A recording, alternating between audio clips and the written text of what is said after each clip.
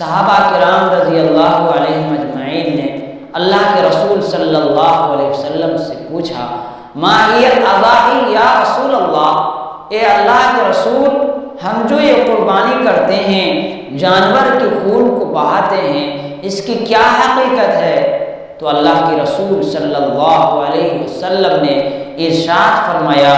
ہی سنت ابیکم ابراہیم، یہ تمہارے بزرگ باپ حضرت ابراہیم علیہ نبینا علیہ الصلاۃ والتسلیم کی سنت۔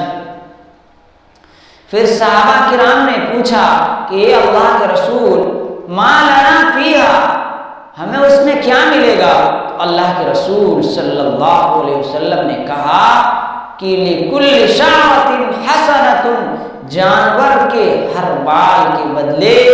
ایک نیکی ملے گی۔ میرے محترم بزرگوں اور دوستو، اللہ کے پیارے حبیب سیدنا ابراہیم علیہ نبینا علیہ السلام نے اللہ کے راستے میں اللہ کے حکم کو بجا لانے کے لیے، اللہ کے حکم پر کھڑا اترنے کے لیے، جیسے ہی اللہ نے حکم دیا، اللہ کے حکم کو بغیر کسی ہچکچاہٹ کے کہ اپنی اولاد کی نذرانہ، اپنی اولاد کی جان کی قربانی اللہ کے راہ میں پیش کرو، تو حضرت ابراہیم علیہ السلام ذرا بھی نہ ہچکچائے، بلکہ اللہ کے اس حکم کو، اللہ کے اس فیصلے کو پورا کرنے کے لیے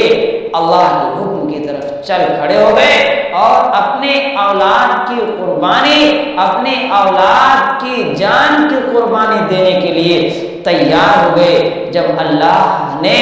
دیکھا کہ ابراہیم علیہ السلام اپنے